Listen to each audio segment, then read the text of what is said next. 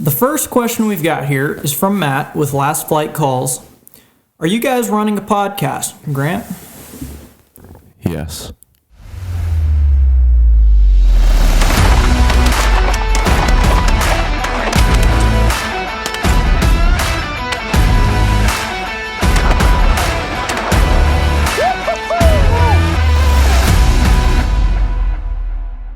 Action. What's up, guys? I'm Nick. And this is Grant if he can hold himself together. Oh, God.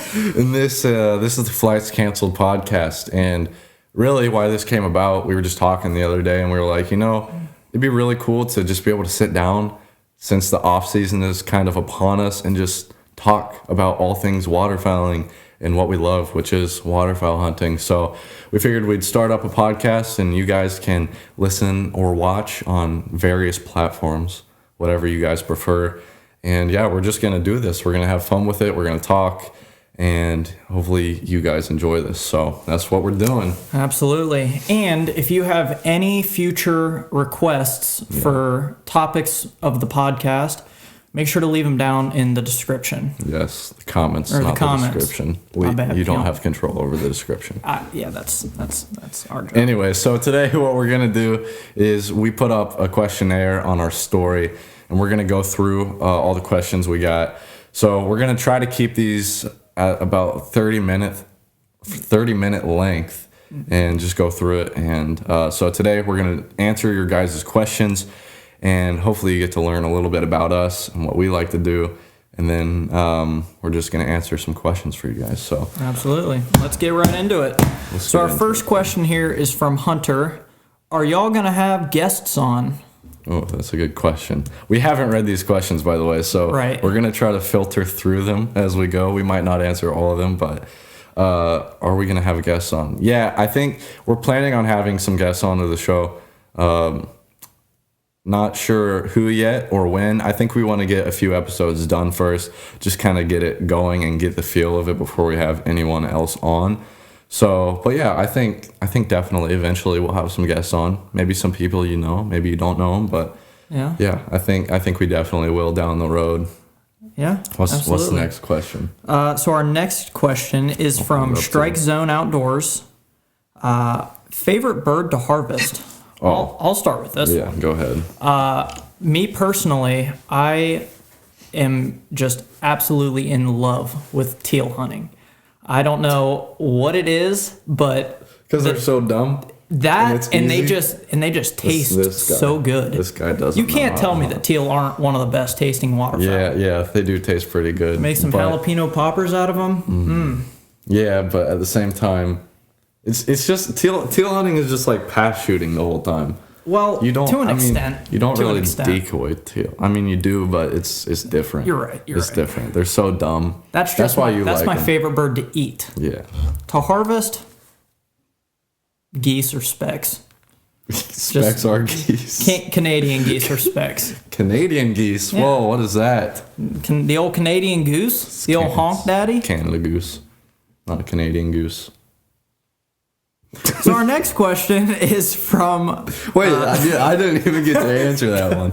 Go ahead. My favorite bird to harvest and hunt is definitely widgeon, 100%. Like, I know a lot of guys are big fans of mallards and whatever just because of the way they work and everything, but I really like widgeon, the way they work, and I love hearing them. You always hear them before they're there, it's really cool. They're super responsive to calls, and they're just a lot of fun to hunt, and they're definitely my favorite bird for sure. All right, so now actual next question. Jose has a question. Right. Navigating public land with little to no prior insight or information. I think we can agree on this one. So this is something I had to do when I went to Kansas this past season. We went there and we had some buddies there that we were hunting private with, but a few of the days we were wanting to hunt Cheyenne Bottoms, which is the largest public wetlands I think in the U.S. So we wanted to hunt there, but obviously we didn't really know anything about it, where to go, obviously because we're from Ohio. So what we did is we did as much research as we could online, just on the website. We reached out to people that hunted that, just, not asking for spots or anything, but just kind of getting the lay of the land, if you will, of the whole area, which I think that helps if you can't scout it. If it's a situation where like you're traveling to this place and you can't scout it before you get there, that's the best thing to do. But if you're hunting public land that's like close to you that you plan on hunting often, I think you just need to go out and scout, Yeah. I guess our answers are a little different. The one thing I would highly recommend is OnX. OnX is for sure. Yeah, something definitely. that has gotten us through the season. Yeah, 100%. Like that's a great tool to use for just, like I said, finding out the lay of the land, the way everything's situated. But you can't beat getting out there and scouting if you can. Obviously, we're 16 hours away from Cheyenne Bottom, so we couldn't just drive there and scout and come back home in the same day. But scouting is definitely going to be your best friend in all, whether it's public land or private. You got to spend the time to get out there and scout. I probably scout 2 to 3 times more than I hunt, if I'm being honest, just because to set yourself up for hunting success, you really got to scout, find out what the birds are doing, where they go, what they like, what they don't like, and just try to pattern them as best as you can. So yeah, if you can, get out there and scout, and that's going to be your best friend. If you want to read the next question, be my guest. My phone's almost dead, so I'll use yours. Perfectly fine with me. How did you guys get into waterfowl hunting? You go first. I'll let you answer this one first. All right. Well, to be completely honest, I just started watching Bobby Guy films when I was, I was young. Yeah. And I don't know. There was just something about it, watching him go out and have the success that he had, and I wanted to try it for myself. Yeah, for sure. For me, it was a little different. Growing up, like, my dad never really hunted. I didn't have a lot of family members that did, but what really got me into it was I was on a trip somewhere, I don't even remember, and I saw this video of a dude using a duck call or something, and I was like, oh, I want to get a duck call just to try it out. And so I went on YouTube and watched some tutorials. I stumbled upon Midwest Flyways, where they made this video like 4 years ago, and it was like top 3 duck calls for beginners. So I went out and got one of the calls that they recommended in the video. And when I got home, I literally went to my neighborhood pond and sat there at the pond for hours and just started calling into the air, thinking I was gonna like attract ducks. Like, I'm not even kidding. This is literally what happened. I'd just go out there and sit down, and I'd just be blowing the call, and I'd be like, why are there no ducks showing up? That's literally how it started. Then after that, I got interested in, like, how do I attract ducks if, they're not coming in? So what am I doing wrong? So that kind of just led me to learn more and more about everything with waterfowl, and then I was obsessed. So the first time hunting, I think I went out after a pheasant hunt. So I went out at like noon and just set decoys in like October. I set like 6 decoys on a place I'd never scouted, never saw anything, but I was addicted, dude, and it hasn't stopped. It's only gotten worse and worse in a good way. I've only become more passionate about it and everything. So that's kind of how I started. I know it's funny, but that's how I got my start to it. Hey, so there you go.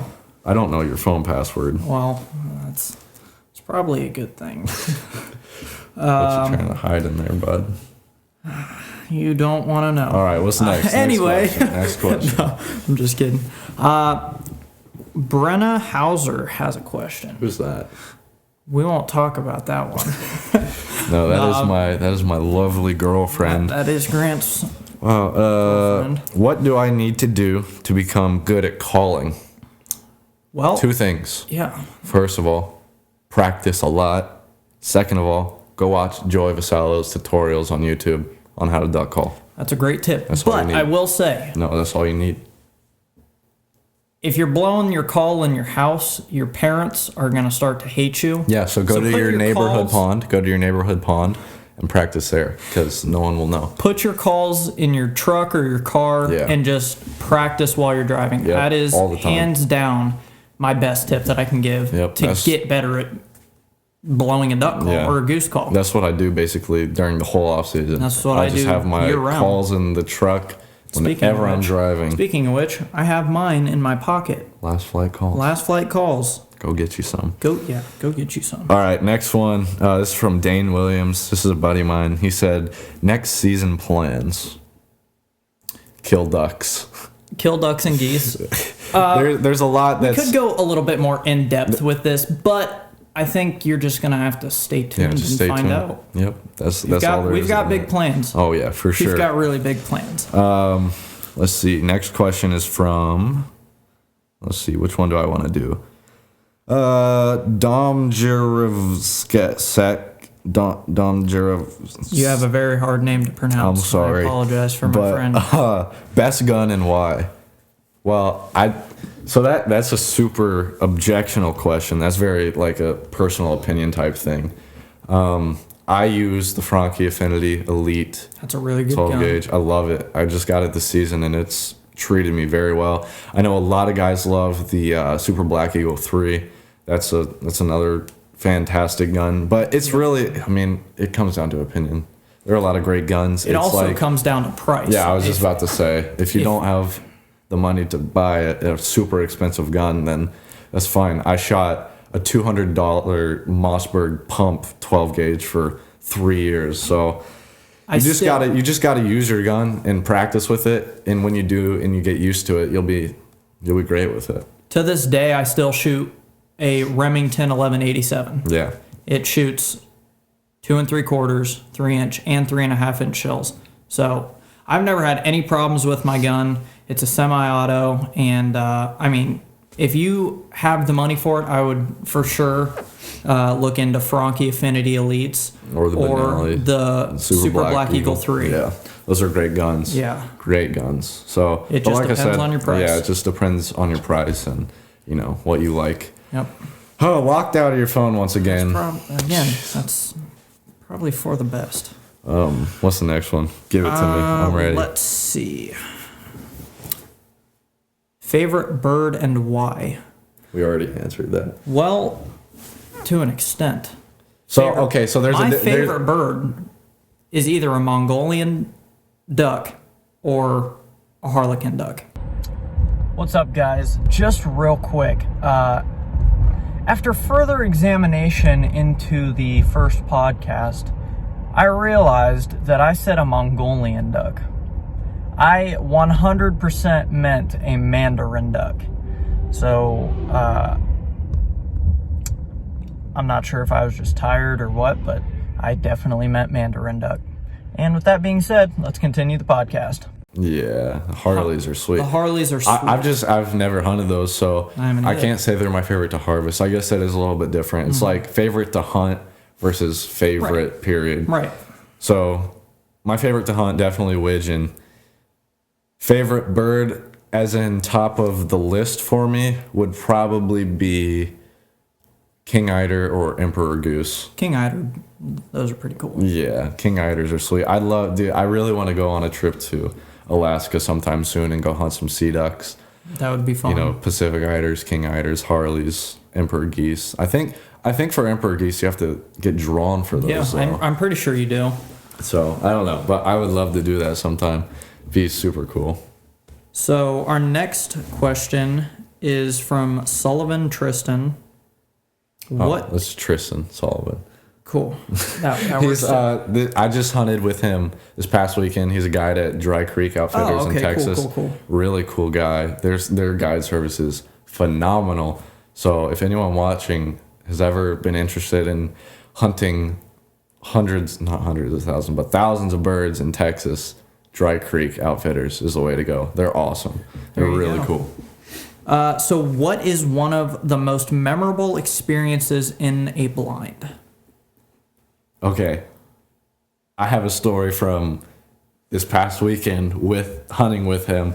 So we were hunting and obviously we were hunting. We had like 10 people in layout blinds. We were hunting this little piece of sheet water on a farm. And they said there were a bunch of teal in it. So we were like, cool. All right. So we were out there hunting and this flock of pintails came in. A bunch of us dropped some. And we were all chilling in the layout blinds, and about 30 minutes after we shot out all those pintails, the guy all the way on like the right, he's like, "Hey, I think there's a band on this one." And Tristan and we looked at each other and we were like, "What?" So we all got up out of our layout blinds and we run over there. Like he didn't, I don't know how it didn't click for him, but we go over there and he's like, "Yeah, this one's banded." And we were just like, "Dude, that's insane." Dude. No, but yeah. Dude, so we go over there. Totally crazy. Literally, he shot a banded pintail and didn't even say anything about it.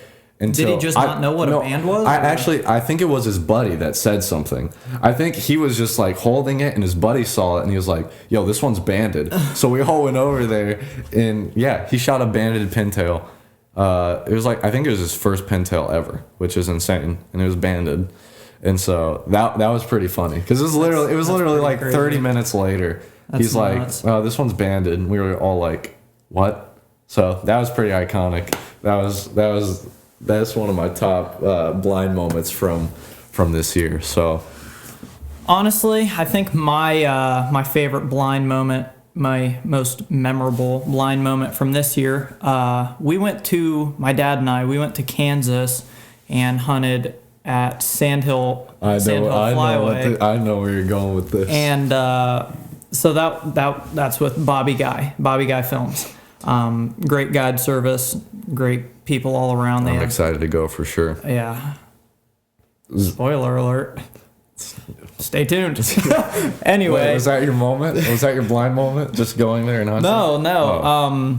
Do I know what you're gonna say? I don't know. I really don't know. I feel like I do. So we were hunting a farm pond that Jordan had leased out. Jordan has a lease farm pond. This isn't what I'm thinking of. So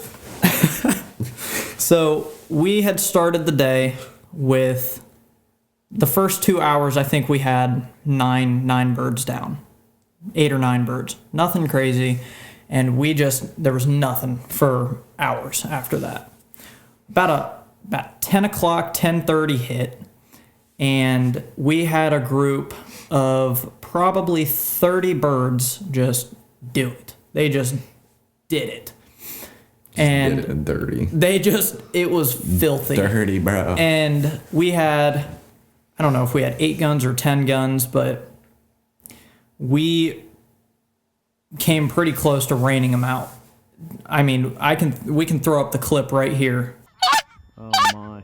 Wow. Shoot him, guys.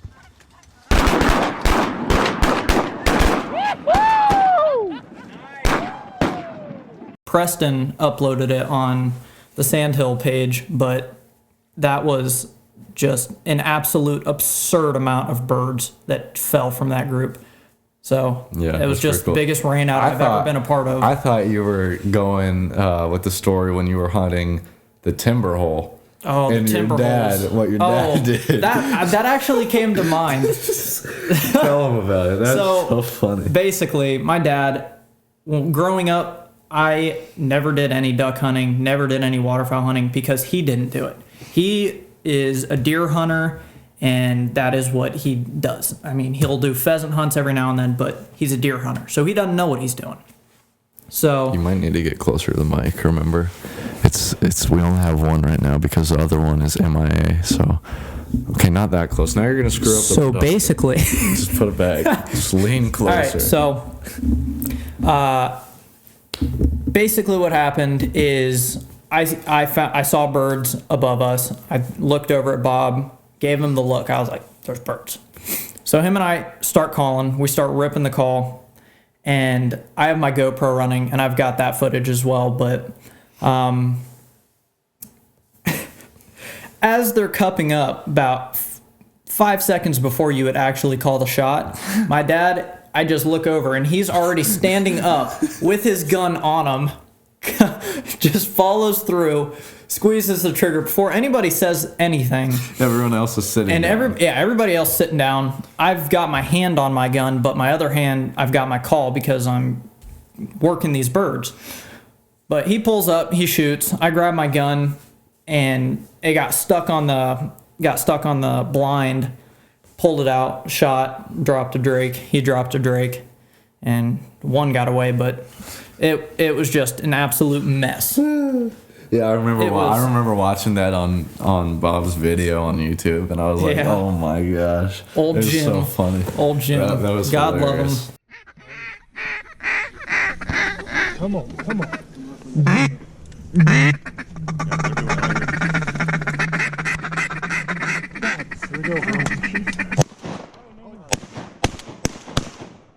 Dad. Yeah. What? Who's gonna let your brakes down? What? Wait until we say shit. Oh, I thought you. That was so funny. Yeah, There's just so many stories. It's hard to pick a favorite. It is. I mean, there are just so many funny things that happen, so many cool things that happen.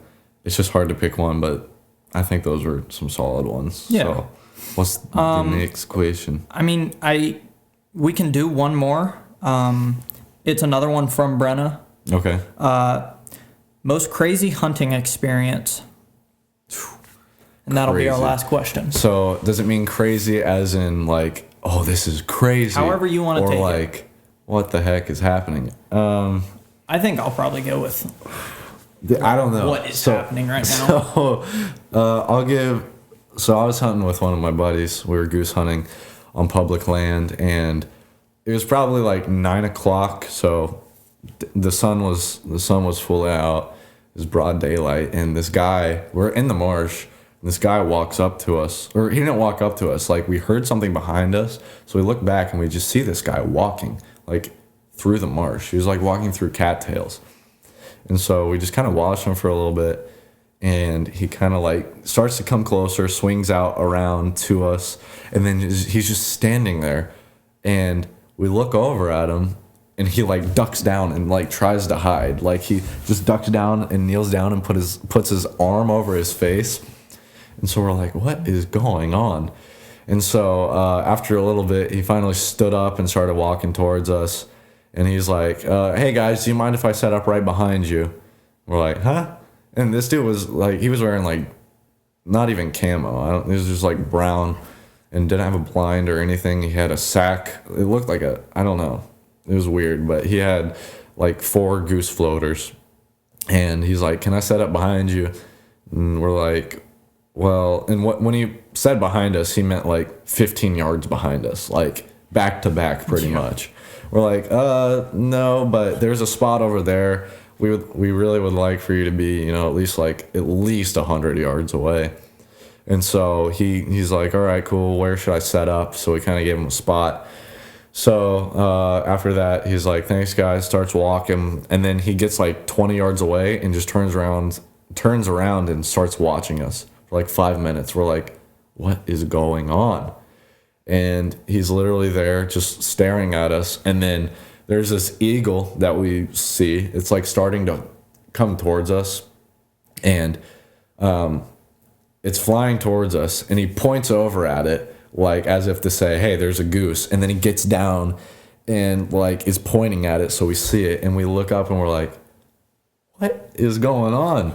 And so after that, we just stood there and looked at him. Then he got up and walked away, and I don't know what happened to him. I mean, we didn't hear any calling, any shooting, so he just disappeared into the abyss of the marsh. But that was pretty weird. That was probably the most interesting thing that happened this year. It was just like, it happened, and we were just like, what? Oh, another one real quick. I was hunting with the same guy, public land, during teal season, and all of a sudden, these guys wearing blaze orange start walking like 20 yards away from us through the marsh. They're in a line of like 3 guys. It looked like they were pheasant hunting, just walking through the marsh. And we're like, what is going on? So we kind of yelled at them, but they didn't like even acknowledge us. I think they were rail hunting or something, but literally like 30 yards away from us. I mean, that's what you get with public. I've had situations like that. I mean, we were upset about it, obviously, but looking back on it is kind of funny. So, oh yeah, that was crazy. I've got 2. I'll make them quick though. The first one was in Kansas with Bobby. We were working probably 2,500 to 3,000 birds on a field, and they were just getting so close to us. Bobby had a lesser. I was right here. Bob was right next to me. So I'm sitting there watching these birds, and out of nowhere, Closer to the mic. Out of nowhere, this lesser just nosedives straight down towards Bob and lands right in front of him, like probably not even 3 feet past his boots. No, it sat there and it had no clue. And it looked him dead in the eyes. And I don't know if you could really just, I can't explain it, but you could tell that it knew something was up. Because it was just, and then it took off really fast. But Well, that's how you know you got your hide, right? That's how you know we were in all white. We were in an all white spread. And we had 150 dozen decoys out. But Yeah.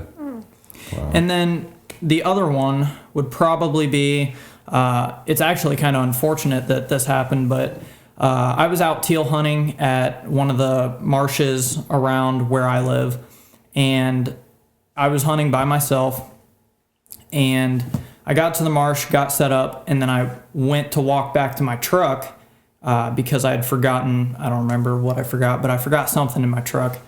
And as I'm walking, I just smelled something, and I was kind of like, what's dead around here? And I couldn't figure it out. And I looked in the water, and it was a giant great horned owl that had been shot. No way. Yeah. And I called the DNR. They came, they picked it up, and that's how I found out it was shot, because they called me back and told me that they found BBs in them. What? But yeah, somebody thought it was either a goose or a teal, because it was teal season.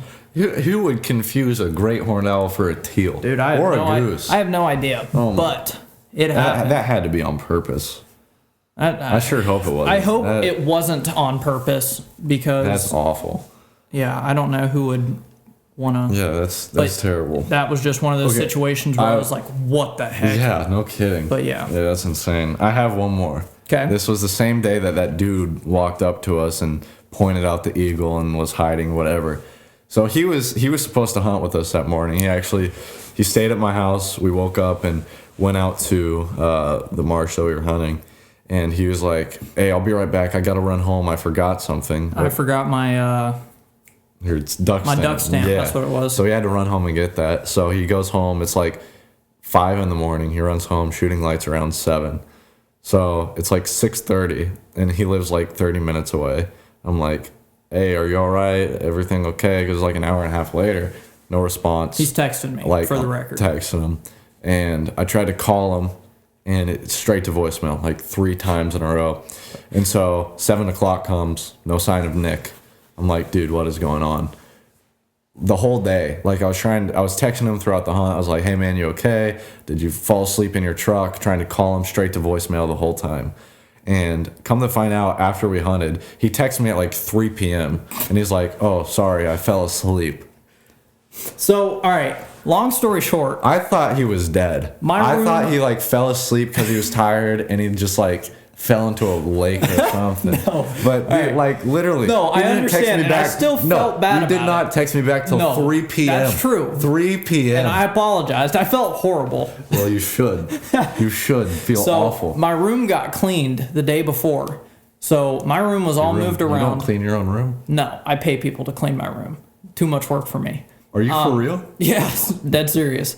Anyway, Wait a minute. Anyway. Hold on. No, this needs So to be talked I had about. my duck stamp. Stop right now. Who do you pay to clean your room? My sister, because she refuses to get a job.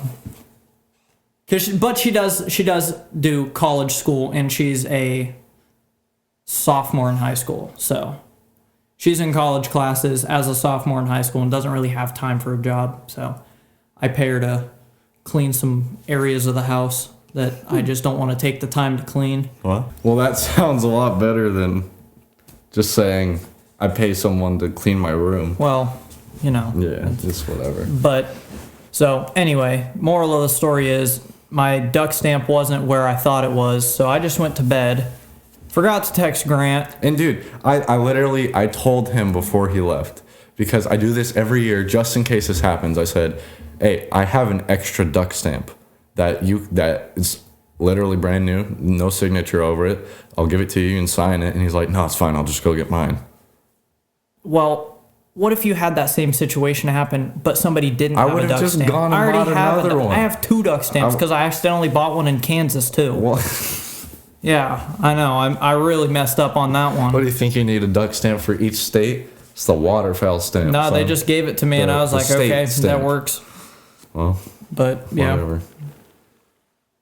So yeah, those are just our most Yeah, that's craziest, that's crazy. That's extreme the situations weirdest that we've. things that's Yeah, happened this year, I think. yeah. In terms of crazy, as in good, Kansas, Kansas. We were hunting a farm pond, and obviously from Ohio, we don't have that many birds. And it was this morning when we were set up on this farm pond, and we shot an 8-man limit of mallards in 20 minutes. That was absurd. I'd never seen anything like that up until that point. And that was just, it blew my mind. Like, just groups of 75 mallards decoying. If you haven't watched that video, go watch it. Just click the channel. The 8-man mallard limit. Yeah. Insane. It is pretty nuts. That was crazy. That's when you sniped that spec The too. spec, yeah, that was sniped like- that spec that from was- like 80 yards. that was, yeah. Yep. Nuts. But That was crazy. crazy in a good way for me. Probably that timber hunt we did with Bob. Yeah. It was just absurd. We killed a widgeon, 4 wood ducks, and the rest were mallards. Yeah, that's insane. I shot my first Drake limit. I Yeah. had 5 Drake mallards and a Drake wood duck. That's awesome. Yeah. That's really cool. Yeah. Yeah, so there have been a lot of crazy cool experiences that we've had this year. This has definitely been one of my favorite years by far, just in terms of all that I've gotten to experience and the birds and everything. Connections that we've made It was too. a great year. Oh, man. yeah. Fantastic year. We are about at 35, 34, 33 minutes-ish.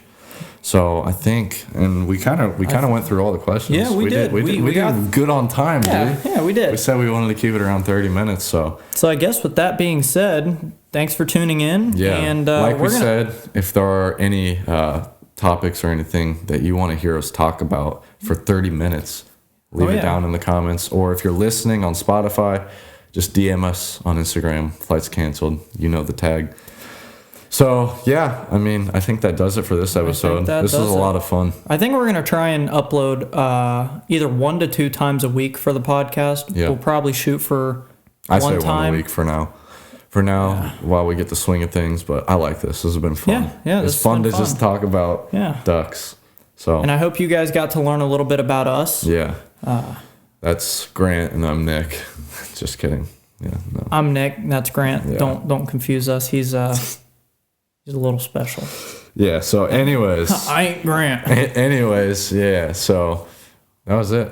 I think. All right. I think yeah. we're done. We'll catch you on the next one. Peace out, guys. Peace go, out. Well, I was gonna say go kill Subscribe. some ducks. Hit the notification bell. Subscribe. Follow us. Shout us out. No. All right. Have fun during this With off that season. being said- Cleaning. Your... Stop. Peace. It's just. All right. Well, yeah. Anything you got to say for the off season? For the off season, Listen to the podcast. listen to the podcast. Tell us who you want to be on here because we do want to have some guests. Yeah. So seriously, let us know who you want to hear from because we will get them on here one way or the other. And We'll make it. We'll make it. We'll happen. make it happen. So All right. that's it.